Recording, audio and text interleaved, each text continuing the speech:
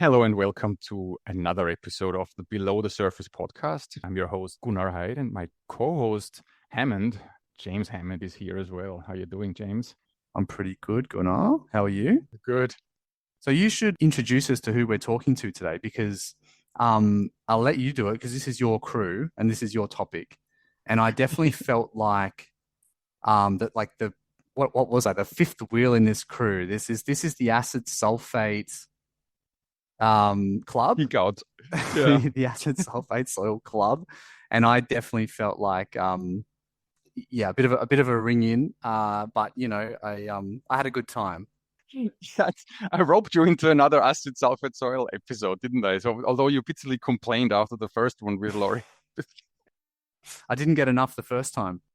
I just totally dragged you into nope, that's the recording. We're going to do it. That's it. So who are we talking to today? We're talking to acid sulfate soil royalty. Sue Ellen Deere, Christy Williams, and Angus McElnay. The authors of the Queensland acid sulfate soil guidelines, they have a very, very long name that I never recall. Acid sulfate soil management, soil, whatever. I forgot. We make fun of it in the episode anyway. But these guys have written acid sulfate soil guidelines for decades. They are, and now if I say royalty, they are truly well-respected superstars in the field. I have mentioned it before. Australia leads the way when it comes to acid sulfate soil assessments and guidelines. We are the envy of the world. I've noticed that in the International Acid Sulfate Soil Conference. We are researchers from all over the world come, and they all say how good we have it here with our precise and up-to-date and top-notch guidance. Even things as simple as a chromium suite, which is a stock standard analysis here in Australia done by basically every laboratory that is out there, is not a thing that is available in many, many countries. I remember delegates from Sweden struggling to have chromium suites done. And it's quite something. Yeah. So we're talking about legitimately, these are some of the people these are the best people in the world when it comes to acid sulfate soils. Absolutely. Yes, they are. That's awesome. It took us, there are three professionals, some of them working for public service, so they had to get permission to come onto this podcast. Thank you to everybody who made that possible. There's really not much else to say. If you want to know more about Sue Ellen, Christy, and Angus, there is links in the show notes. But we had a good time. We dragged you into the sample of acid sulfate soils yet again. No, it was good. I had a good time. And I mean, anyone who's been following this pod would know that we did a kind of an introductory episode, I suppose, to acid sulfate soils in season 1. And now we cover some of the same ground in this interview, but we also talk about a lot of other things and we kind of expand on some of those topics, I guess. So, I enjoyed it. And I think people will learn a lot. It is a complex area, like for people who have not dealt with this a lot, including me. But the more you look into this, the more it all starts to fall into place. That's what I was about to say. So we are going through a lot of the same stuff that we went through with Laurie Fox in our acid sulfate soil basics episode. But what I have learned is if you want to get better on this particular subject, the best thing is you get yourself exposed to a lot of the talks, a lot of the seminars, a lot of the guidelines, and you read it. And although sometimes it doesn't make a lot of sense when you read it or hear it for the first time, but when you expose yourself to more and more of it, suddenly things start clicking. So this is another one of those inputs that you can get. It's fantastic when you talk to people who really, really know what they're doing in their field. I don't know. What else, is there anything else we need to say about this? No, otherwise, that's all. we dive straight into it. Enjoy. We will, and here we go. And we finally have made it. I don't know if you know, but we've had the CEO of the New South Wales EPA on, and you would think that's tough to get time lined up with him. No. In comparison to you, this was easy. Well, he probably didn't need to get permission to do it either. So. Yeah, he could just go and do it as well. He could approve his own form, yeah. That's right. He can sign off on his own request. James, do you want to ask about the Hollywood movies? Well, first I wanted to ask you something, James. Are you a Top Gear fan? No, I'm not, but I do get asked a lot about if there's any relation. Because there was James May and Richard Hammond, like you're a sort of merger of that, and you sort of like the Stig wearing a white shirt at the moment. But yeah, I know. Right?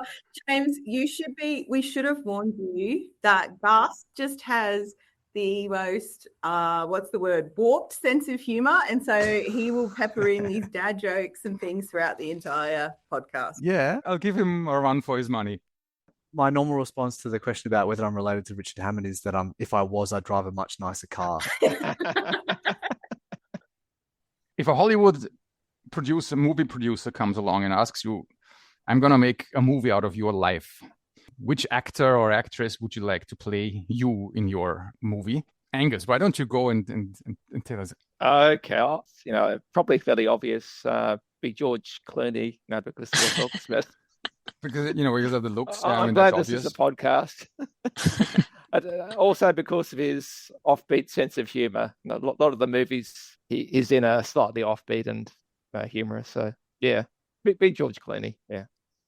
Okay, easy. I mean, it's obvious, as you said. It's Christy.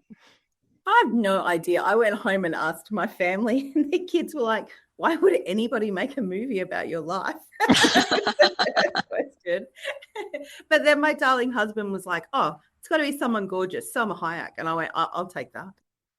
Oh yeah, of course. Equally obvious from a looks point of view. What was she in again? House of Gucci, wasn't that her?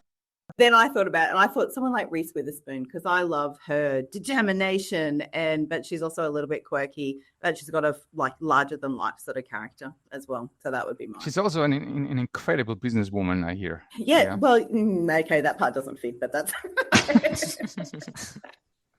Sue Ellen. Well, it's funny because yesterday when the three of us had a little chat about this, and I was clearly the only one who'd actually put a bit of thought into it, but I wouldn't tell them who I was, because they wanted it to be a surprise. So, well, for a few reasons, I was thinking Meryl Streep, because she's a great actress and she's a more mature lady, although she is 20 years older than me, so probably way more. She can sing and dance, and she's talented. And I've always wanted to sing and dance, and I'm not talented. And I've got a family of people who can sing and dance. And she did a fabulous job in Mamma Mia. And I've just been to Sweden and went to the ABBA Museum, and I saw Mamma Mia as well in London. And so that's who I choose. There's also a small similarity, I have to say, other than with Angus and George Clooney, which is obvious, patently obvious. A given. Yeah. Well, what about you guys? What about you, Gunnar and James? Oh, we're turning the tables. Oh, we have answered in previous episodes. We have ad nauseum. Yes. I picked Whoopi Goldberg to play me. Because the obvious choice being Arnold Schwarzenegger is a bit far-fetched. Yeah, I know. 'Cause he doesn't wear glasses at all, does he? That's That's the only difference. Yeah, that's right. And my one was Richard Gere. Oh, nice. He always says a younger Richard Gere. This is very important. Well, I won't be able to say that for too much longer, but yeah, for the time being. Yes. Perfect. James has 3 very young boys at home. That's why Mamma Mia doesn't ring a bell with you, James. I have 3 daughters now, and the youngest is 19. Mamma Mia definitely rings a bell for me. I don't know how often I've seen this play out in the car or at home, or it is a cute movie though. They do love ABBA though, Sue Ellen. They've got my 3 boys I've got 3 under 4. They're into ABBA already. They ask for gimme, gimme, gimme all the time. They love it. Oh, James might be rivaling Gus with the jokes. The dad jokes are flying today. A healthy competition, yeah. Let me set the stage for how you may not even need to have anyone famous play you, because in the field of acid sulfate soils, You are quite the celebrities, I must say. You are the authors of the Queensland Acid Sulfate Soil Technical Manual, Soil Management Guidelines. Who came up with that? That's long, by the way, Red? Colahern. Yeah. Okay. You're up to version 5.1 now, and we met for the first time in Adelaide at the International Acid Sulfate Soil Conference that was held there. Yeah, 2023. Yeah. We met there, and I've already spoken about this on my pod with Laurie Fox. We don't know how good we have it here in Australia, because the Australian guidelines that we have, and I'm talking about the 2018 national guidance here, is worldwide considered the best national guideline that is out there. Other countries that certainly have an acid sulfate soil problem, they envy us for those guidelines that we have. So 2018 is now quite a while ago, and you guys have been, not only Angus, you have been since 2004, you have been on the forefront of writing guidelines. And the three of you have brilliantly even improved on the already quite enviously good national guidance. So in how many, what is it called, iterations have you now released since 2018 of your guidance? Well, can I dissent? Because it goes way back further than that. Like it actually, we started writing guidelines in 1996. So yeah, correct me. That's okay. Thank you. Yeah. Yeah, I'll cut that baby out. Don't you worry. It was Colahern and his brother-in-law, Bernie, and Cole's son, and they put together the first Queensland. Everyone used to call it the Quassa Guidelines, but they included everything. They included a bit on sampling, a bit on lab methods, a bit on legislation, and a bit on management. They covered everything. And then those guidelines then ended up in the formed chapters and sections of the New South Wales manual that you guys still use. And then yes. The sampling guidelines sort of got then rewritten into the national guidelines. We're talking the 1998 ASMAC, the Acid Sulfate Soil Management Committee, or whatever it was called. Yeah, ASMAC put them together, but they were written by Queensland, really. Well, a technical committee, but Colahern who was in our team. He was the lead author on a lot of that stuff. So, but then in 2001, we put together the first Queensland soil management guidelines. Then we reviewed them again in 2014, and then the national guidelines came out, and then we started writing them in 2019, and then published a new version in 2023, and then another version in 2024 when we discovered a few little inconsistencies and things that we needed to fix up. We've already done an acid sulfate soil basics with Laurie Fox. We can't just jump into advanced acid sulfate soils now without, even on the basics, people started complaining, like, what are you guys on about? This wasn't basic at all. It was I didn't understand a word. I'm like, oh boy. So that was me complaining though. I think that was You were one of the first, yes. Who wants to jump in? Who wants to tell me how acid sulfate soils form? What are we even talking about here? So acid sulfate soils 101. What makes them so special compared to all other soils, right? How do they form? How do they form? Yeah, I'm going to tell you the special part first, okay? And then I'll tell you why. Because the special part about them makes it different to all other soils is that they contain iron sulfide minerals, and the most common one that you hear is pyrite. And people have heard of pyrite in a sort of a rock situation or an acid mine drainage situation. It's called fool's gold. You can pick it up and you can see the pyrite. Chemically, it's exactly the same thing that's in the soils, but it's microscopic. You can't pick it up and see it or anything like that. But it's iron and sulfide. When it's kept with no oxygen, those soils are just happily just cruising along. You go out and stand where mangroves are growing right now, you're standing on acid sulfate soils, and it's a beautiful, healthy ecosystem. Everything's all fine and dandy. If oxygen gets into those soils, either by digging them up or by draining them, lowering the water table, oxygen reacts with the pyrite and you end up with sulfuric acid, which is like carbonic acid getting produced. And then along with that acid coming out, you get lots of iron, and then you also get like a bit of a toxic brew of different metals and things, and that causes all of our problems. Why do some soils have pyrite in them and some don't? And that's the formation question. And I kind of say it's like you need a list of ingredients. And if you have the right set of ingredients, you'll get pyrite forming. So the first thing you need is a source of sulfur, which is that S part of the pyrite. And that usually comes from our seawater. Okay, so lots of sulfur in that. You need iron. Well, we've got heaps of iron just in our terrestrial sediments, in soils and rocks and everything like that. You've got iron all around the place. It needs to be kept wet, so underwater. Needs to have low oxygen, and the reason for the low oxygen is that there's this amazing type of bacteria that get in there, and they basically grab all the ingredients. They grab the iron, they grab the sulfur, they have some organic matter to feed them, and the bacteria do their magic, and they end up producing the iron sulfides or the pyrite. So that's what the formation is into these sort of coastal conditions. Seawater has not always been where it currently is. So I want to say about 7,000 years ago, seawater was much higher than where it currently is. Our coastline was much further inland. And so basically, wherever the coast has been, wherever those mangroves and those sediments and the bacteria are munching away and having a party and forming their pyrite, that's where acid sulfate soils are forming. And they've formed that way over the last sort of 6,000 odd years. And that's why we find them at, not just at the coastline, we find them at that sort of up to about 5 meters elevation. And then in the past 6,000 years, the pyrite's forming, the acid sulfate soils are being laid down, seawater retreats, and then you might have flood events or erosion or something else and coming in, and it buries those acid sulfate soils with normal soils. And that's why you can find acid sulfate soils buried at depth, why you can find, normal sediments over the top, and then you've hit the pyrite layer underneath. So how is that, Gu-rant? Does that explain you why they form where they are? You need to ask James. Oh, that's good. Thanks. I think this is, second or third time around for me. I think it's sinking in. And it's the bacteria that are critical, because that's the only way you're getting the sulfate in the seawater being reduced to sulfide. It doesn't happen any other way. It doesn't happen chemically at sort of surface conditions. So that's so there is actually bacteria in that whole equation. There is bacteria in there that cause all the reduction here.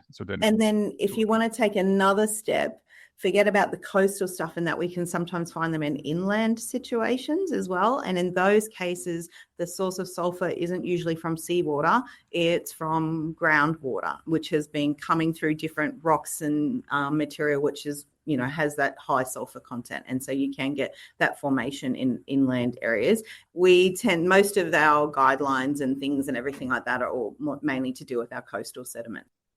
Yeah, right. And I mean, so again, before we get into some of the more detailed elements of this, can I just clarify the key terms with you? So acid sulfate soil, potential acid sulfate soil, and actual acid sulfate soil. Are you able just to clarify the differences? Acid sulfate soils is a sort of an all-encompassing term, which includes all the different types, right? But everything starts off as a potential acid sulfate soil, which is like your mangrove mud, that wet stuff. It's like the consistency of toothpaste, it's kept unoxidized. The pH is actually neutral and everything's all fine. So it starts off as potential because it has the potential to produce acid if oxygen gets into that soil. So you start off as potential.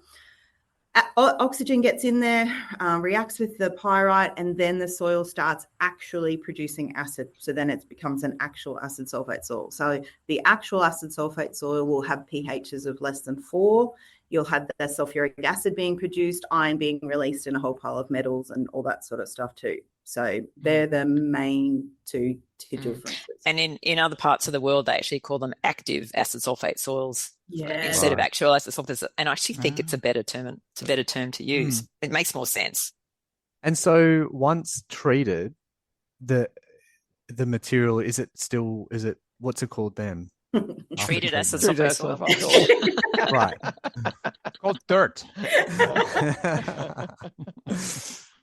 Well, you've got to remember that these reactions that we talk about, we're like, oh, you dig the soil up and the oxygen gets in and produces acid. That's not an instantaneous thing. It can take such a varied range of time, depending on your soil texture, whether it's clays or sands, depending on the climate, how hot it is, how wet it is, and all that sort of stuff. we went to this stockpile and it had been sitting there for over 20 years and it was still producing acid, just happily just doing its thing. Every time there's a bit of rainfall, it has a fresh little, pulse of acid coming out of the stockpile. The oxygen has to be in contact with the pyrite, but then you need the water or something to actually keep moving the acid out. Otherwise, it's just being stored in the soil. So acid sulfate soils have been coined the most dangerous soils on Earth.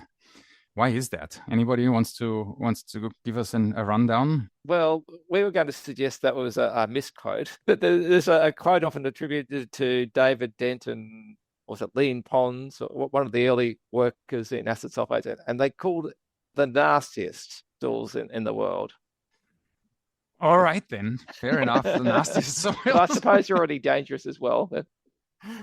The nastiest soil. Okay, fair enough. I don't even know if this is me misquoting or if I heard that misquoted or anyway, they're a nasty piece of work. Why are they so nasty? What happens when they're sitting there? So what? And we give a bit of acidity. Has never hurt anyone, has it? So I think Van Bremen said, he is another one of the early acid sulfate soil workers, it is the most acidic of all weathering reactions on the surface of the planet. For each mole of acidity that's oxidized, you'll get 4 moles of acid. And you can get pHs very, very low. pHs can go as low as sort of 1 or less.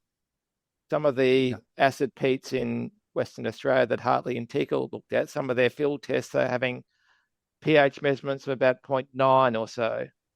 So I've had them here in Sydney. I've gone close to 1 at some stage, yes. So we saw some acidic peats in Finland that had a pH of about 2 as well on the surface. Okay. No, mine were oxidization samples, so they were field oxidized samples. Yeah, no, these are actually sitting there in the environment with a pH of 2. All right, that I haven't had. Yeah. No. Okay. Keep raining on my parade here, Sue Ellen.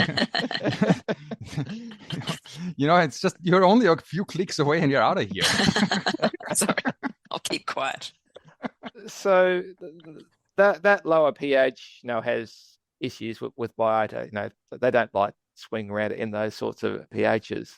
That lower pH will actually eat into the clay minerals. They're in soils. They're aluminosilicate minerals, and it actually dissolves aluminium from those minerals, and aluminium's toxic to fish and biota and the like.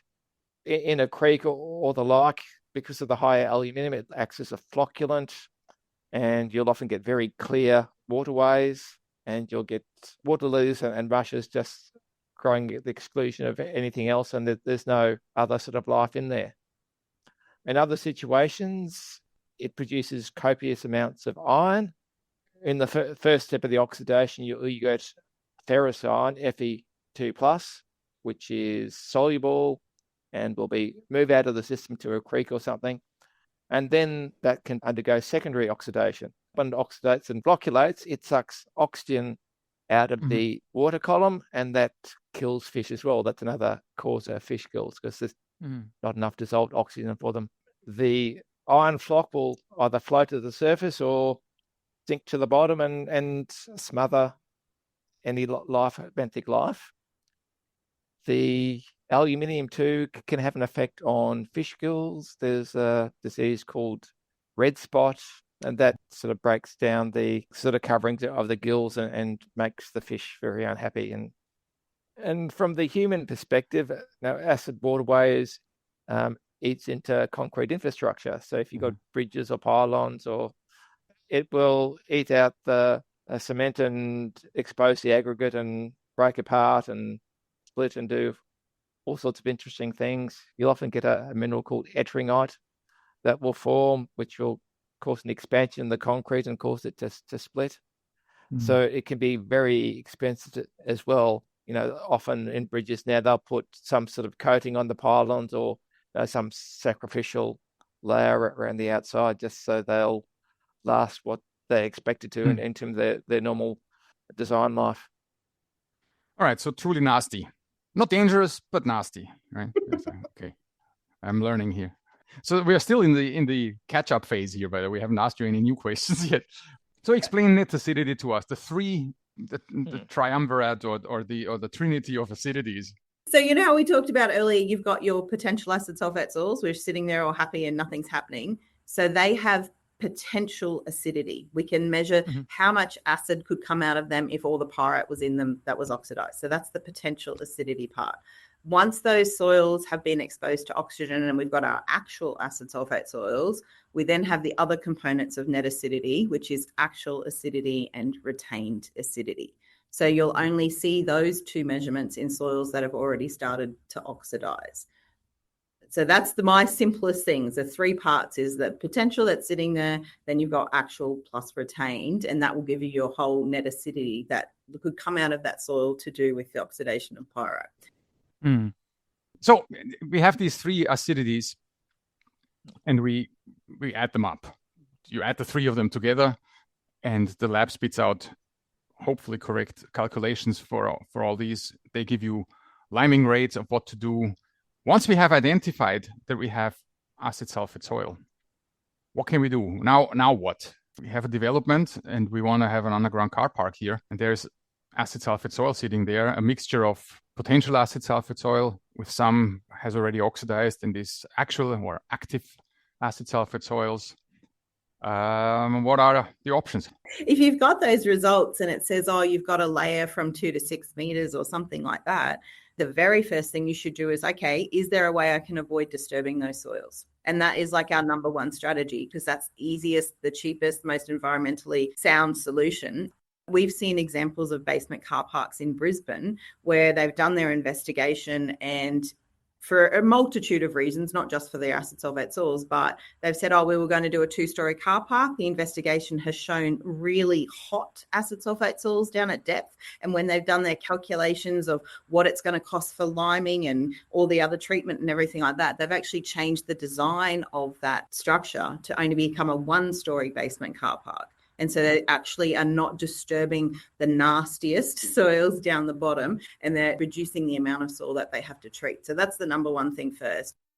Okay, and if that is not an option, how do we proceed? Then your acid sulfate soil consultant who's done your investigation should have done an acid sulfate soil environmental management plan, and they should have looked at the soil management guidelines to work out what to do for a basement excavation. But, there's all sorts of things to consider there as well, because not just managing the soils, because you've also got to manage the groundwater. So in that situation, you'd have to consult one of the national guidance, the dewatering guideline as well, to make sure that you're not creating any in situ acid sulfate soils. So those are those acid sulfate soils in that cone of depression that you might not be physically disturbing, but by lowering the groundwater in those areas, you're causing acidification, because all the same reactions are going to occur because they're also exposed to oxygen.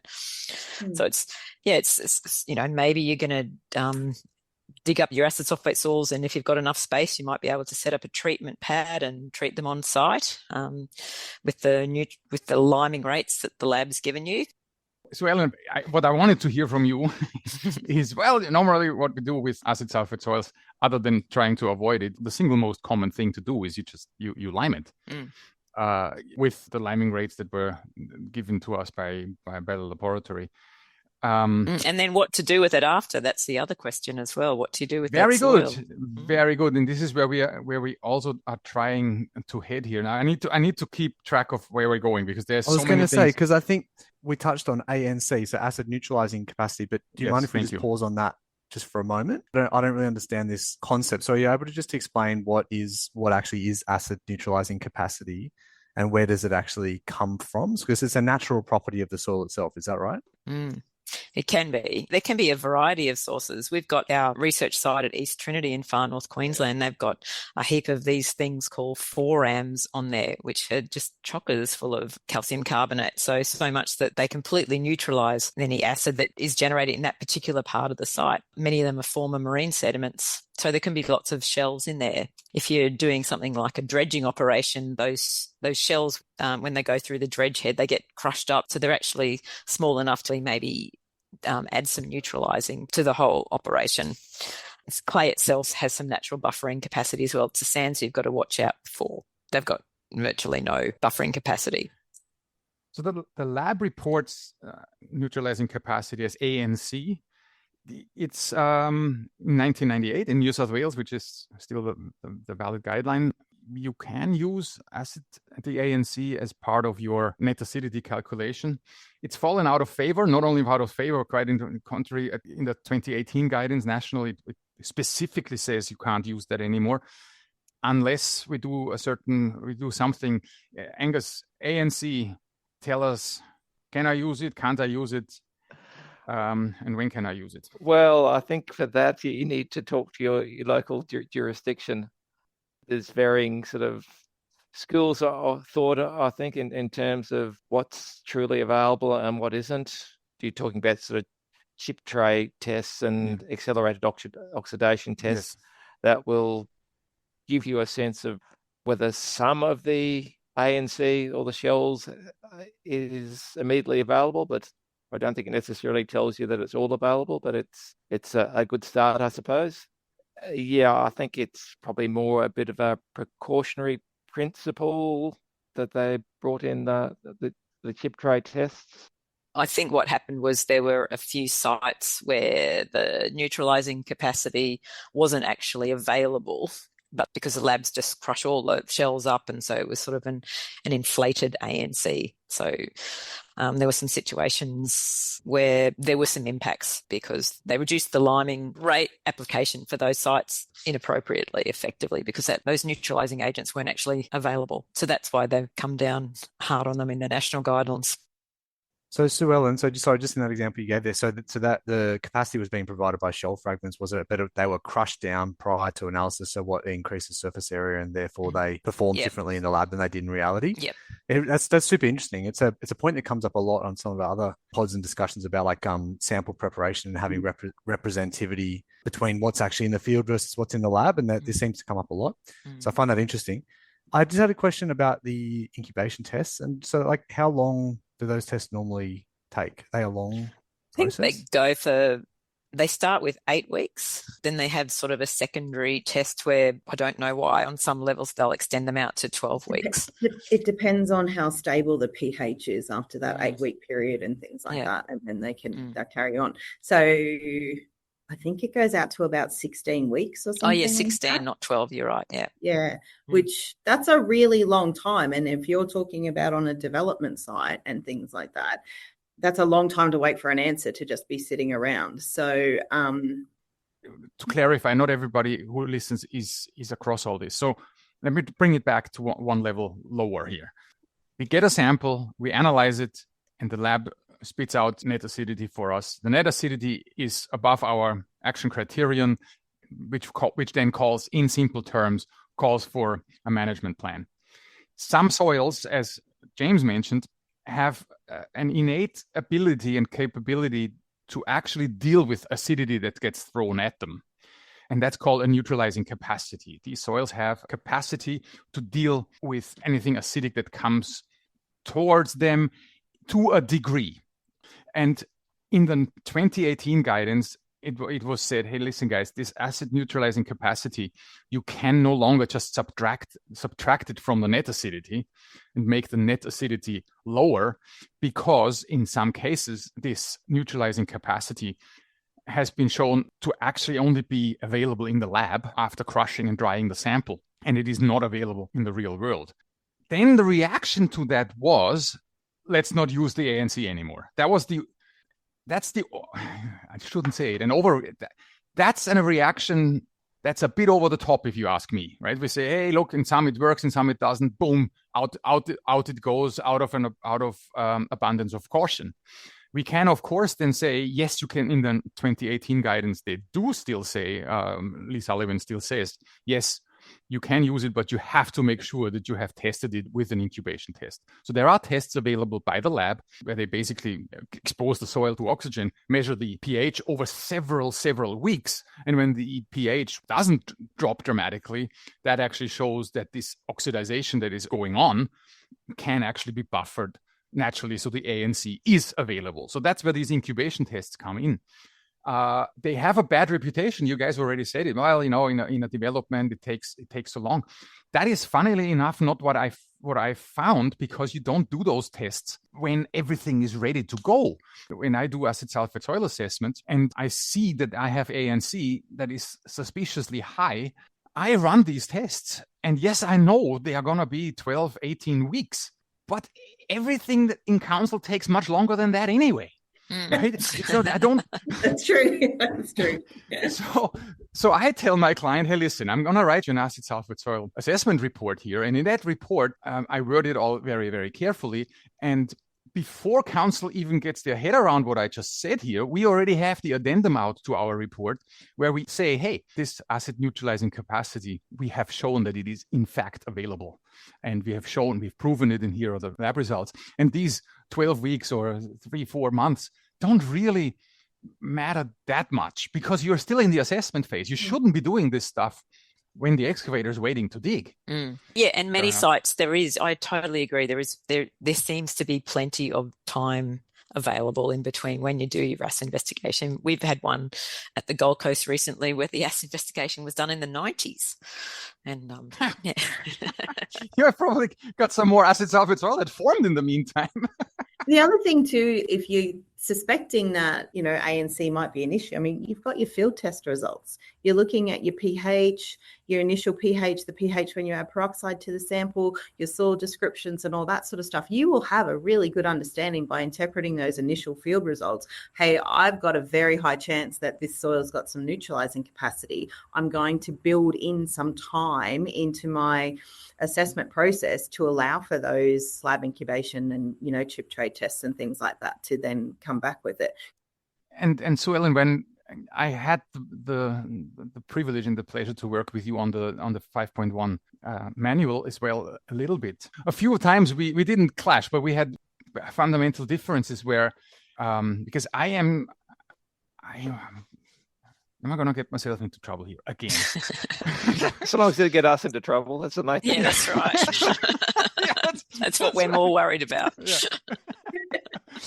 No. But in our industry, everybody's always conservative. And they pile on conservatism on top of being more conservative. And in the acid sulfate soil industry, when we have liming rates that were given to us by the lab, that liming rate has a factor of already a 1.5 safety factor in it. So someone comes along and we do all these calculations and we say, we should neutralize it with this much lime per ton. And then we say, it's like, is it 3 moles or 4 moles per pyrite and so on? And we come up with a nice number. And then at the end we say, all this is nonsense anyway, let's just multiply it with 1.5. So and where is 1.5 comes from, I can tell you, I assume that's just because it sounds like a good number. There's no science behind this. It's just like, let's be safe. We are already putting too much lime on it. And I know we all argue that, the mixing of lime with soils is never 100%. And hence we need to make sure that we are actually over liming. These are things where I always think, like, man, we gotta be careful here with our conservatism. We gotta stop doing stuff just because we don't know, or let's be on the safe side. Because Nadia Toppler, when I spoke to her one day, she said, look, Gunnar, lime is not benign.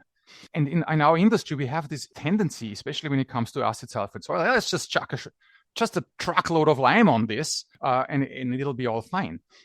Forgetting that there's a massive cost, a CO2 cost in producing the lime, in mining the lime, and in transporting it. And it gets even worse. For every ton of lime that I put on soil, once it reacts, it releases about 400 kilos of CO2.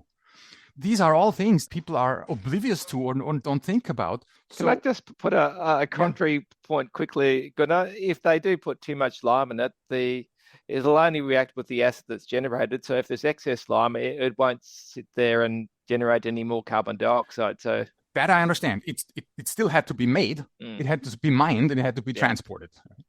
I understand. Yeah, but the mixing is the issue, and that's why we have all the high lime rates. Because I haven't been out on a treatment pad for a few years, but the few treatment pads, particularly of marine clays that I have been out onto, the mixing is atrocious. It's terrible. And it's not that anyone's intentionally not trying to mix their marine clays.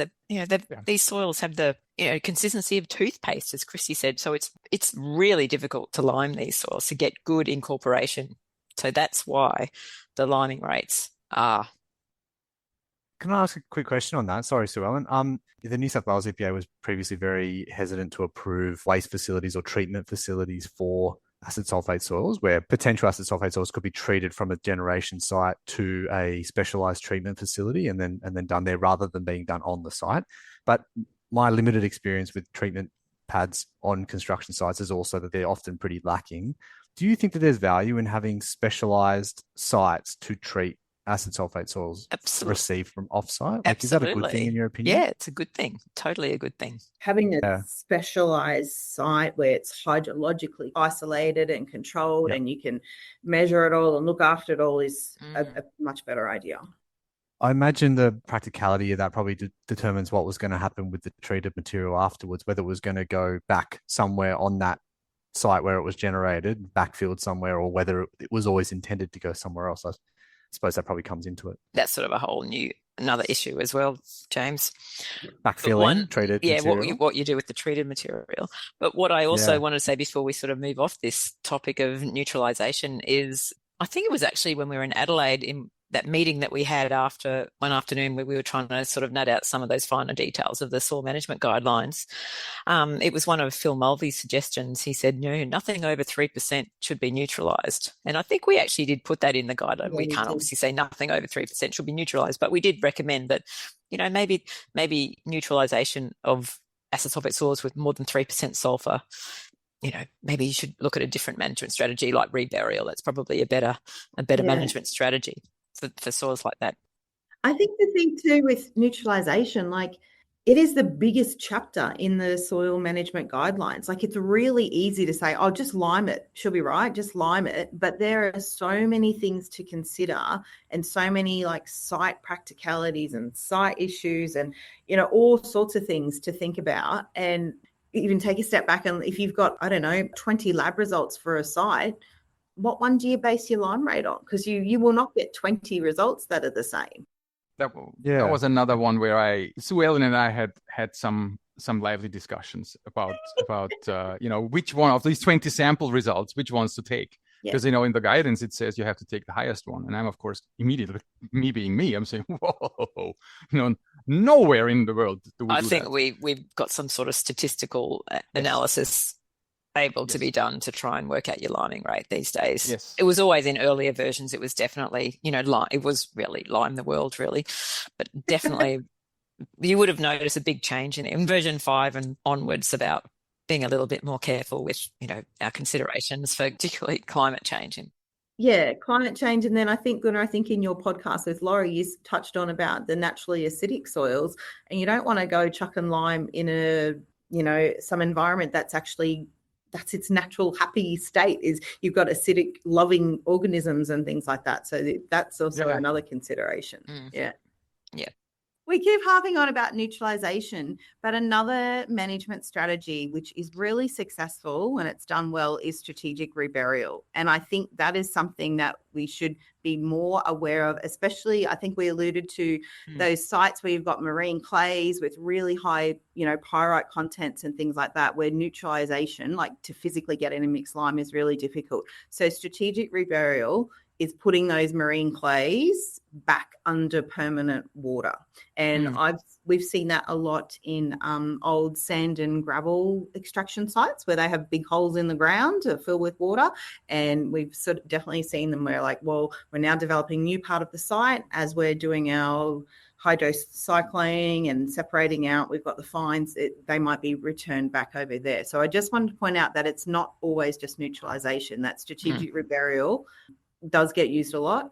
There's certainly sites, Sue Ellen, on the Sunshine Coast, where because of the amazing investigation they did, they actually were able to say this part of the site has really bad acid sulfate soils, this part doesn't. Let's over excavate over here, create I think it went down to 20 meters. It was a big site. A big ground below ground level. And then when they dug up the bad stuff from one part of the site, it ended up being buried back below permanent water over here. So it is a management option that can work if you have that site characterization really sorted out. And if you have a hole in the ground to put it into, but below permanent water, And I suppose the idea of having permanent water is another thing as well. There's potentially climate change effects. Yes. But near coastal, with sea level rise, you likely still get permanent water fairly easily. But it's something sort of further inland, if the rainfall patterns change and water table drops, it might be difficult to keep permanent water in those situations. So that has to be considered as well. And in the management guidelines, we state that permanent water depth is 4 meters of water. So it's not just like, just a little bit below the surface. So we are talking about deep holes. Yeah, deep at the bottom of a void. Yeah, we always spruik it as our favorite management strategy. It's a avoidance strategy. Sorry. Oh, Gus. And so it sounds like in terms of treatment, that avoidance and other alternative approaches really should be considered more than they are, which is again a common theme that seems to come up in a lot of work that in the environmental space, which is that we jump to things that are just typically done, but we don't really consider what the alternatives are. Just one more couple of questions about treatment. So with treatment, is the reaction instant between lime and the soil? No. And is that because there's imperfect contact between particles, or for another reason? Lots of reasons. Okay. Okay, can we define instant here? Okay, it's not like this, but when you lime, how long can we? This is where we're heading here. Well, it usually sort of takes place in the the liquid state, so it will only sort of react with any actual acidity. That's the fastest reaction because the actual acidity is soluble. The retained acidity is much less soluble. But if it's just a soil that's got some actual acidity and also got some potential acidity, it will neutralize the actual acidity relatively quickly, but the potential acidity will just sit there and do nothing to a degree because the high pH means the sulfides present will oxidize reasonably slowly. So it might take years or decades for the lime present and the pyrite to fully react. And there probably hasn't been enough work on that anyway to see exactly how long it takes. And so on that, is the re-wetting of treated acid sulfate soil an issue in that if the reaction is not instant and there is an ability for that soil to continue generating acidity, if that soil is then wet again, is there a risk of that percolation of water through that material drawing out acidity like that, or is that not how it works? Well, if the soil's well mixed with the lime and you got the appropriate sort of safety detector, that shouldn't be an issue. The lime will intersect the calcium carbonate at some stage and neutralize it, and you shouldn't get anything acidic coming out at the bottom. So the mixing is very important. Yeah, okay. So if we're talking about safe reuse of treated acid sulfate soil, it's that mixing and the homogeneity of the distribution of lime throughout the soil is really critical, is what it sounds like. When you're talking about the reuse, it's not just whether or not it'll generate any acidity in the future. It's the structural properties of the soil. Is it suitable for what you want to reuse it as? Yeah, because I guess physically and geotechnically, the soil changes a lot after treatment, right? Yeah, exactly. You're more likely to be able to reuse an acid sulfate soil that has been treated with agricultural lime. We're talking about calcium carbonate. It's been really mixed really well. It's been done on a treatment pad. It's done all of its, stuff like that. Reusing that soil for landscaping purposes, I don't know, for covering up holes in the ground, things like that. That's all pretty cool. But then if you start thinking about, I want to do some revegetation, then you've got to think about the fertility issues associated with that soil. Probably be a bit saline. It will be very alkaline. It probably won't have much nice nutrition in it or anything like that. So you've got all those other things to think about. From a geotechnical point of view, if you started off with marine clays, you wouldn't want to be building a building on it. Yeah, there are limitations to the reuse of the treated acid sulfate soils. Yes. Yeah. That said, we have plenty of houses built on treated acid sulfate soils around the place, and As we're going over time, as usual, Angus, I have something for you. If anybody is still listening here to this, because if you're not an acid sulfate soil nerd, this is sleeping pill stuff. Let's assume I have a sample that has the lot. It has potential acidity, actual acidity, retained acidity, the whole thing. I treat that material with the correct liming rate and I mix it perfectly. So we have a very perfect sample.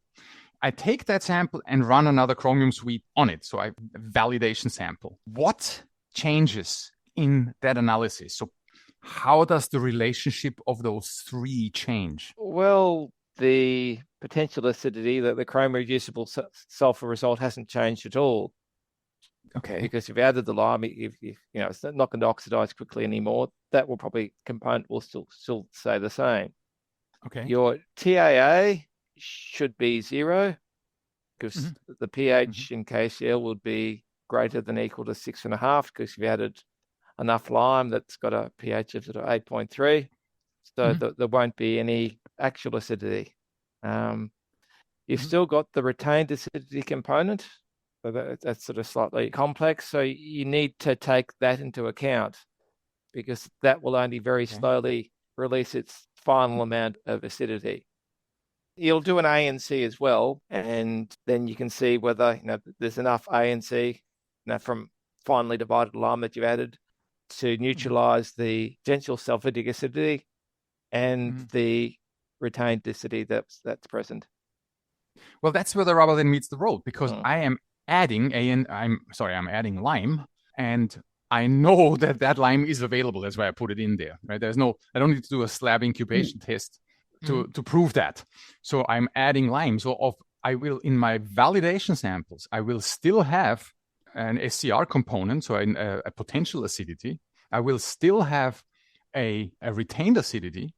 I better not have any actual acidity, but I will now be able to use the neutralizing capacity that I added with the lime to subtract it from the net acidity, and I end up with something less than 0. That's how it is supposed to work. Yes. And can I just throw another spanner in the works? Okay. The whole thing about I thought I had understood everything. You have. I'm just doing a slight detour.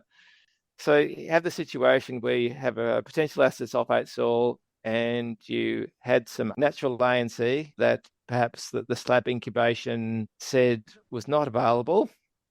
You add lime to it, you mix it up. So you've got a sample at the end you're trying to validate that has originally ANC that's not available and ANC that's available.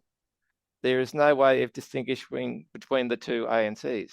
So you'll just get a really, really negative net. Yeah, that's right. Understand. Rapid fire, which we didn't manage to get to. Dear laboratories, SNAS, net acid soluble sulfur, SNAS is not equal to retained acidity. Yes. Yep.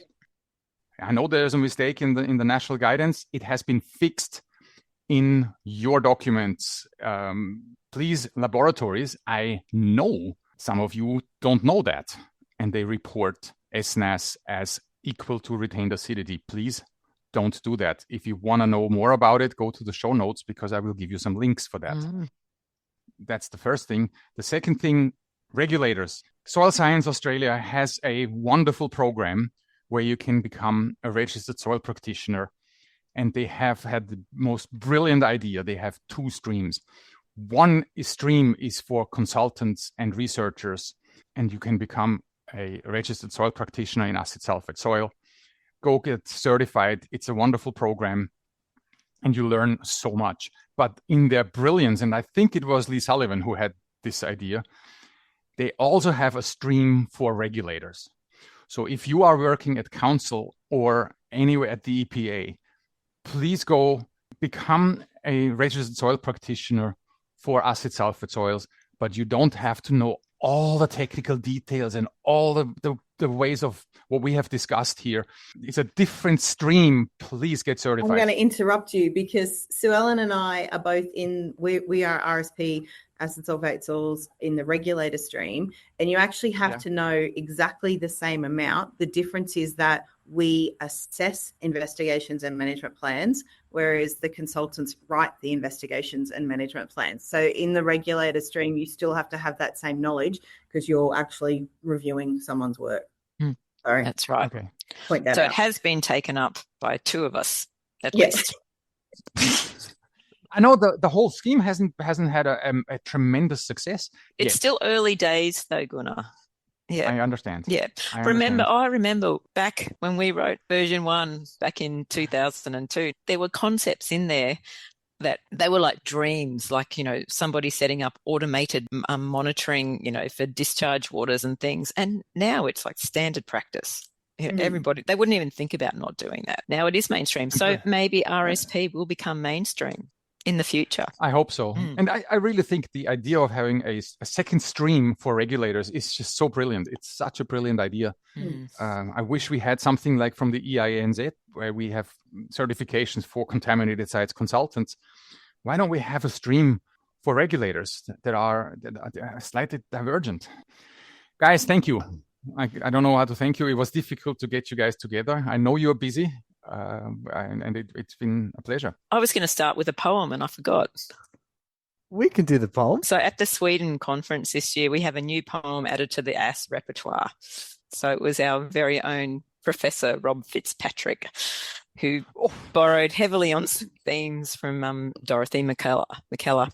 So I would like to perform, and obviously giving full credit to Dorothy and Rob.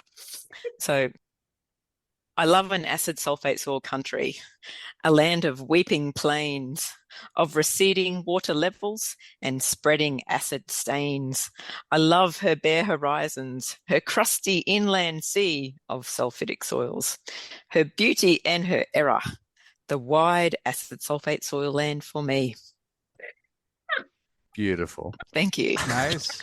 Way shorter than Dale Fanning's. Yes, way that's shorter. Right. That's right. A new poem to finish our presentations with, Christy. There you go. It's a niche of poetry that I Yes. did not know existed until today. Yes. Oh boy, we couldn't even talk about Spocker's analysis, Angus. I'm so sorry, but yeah, Save it. We'll have to save it for part 3. part 3, even more ass. Okay. Thank you guys. I appreciate it. Thanks for hanging in there, James. No, it was great. Thank you so much. Okay. Thanks, James. See ya. Bye, Thanks, everyone. everybody. Bye.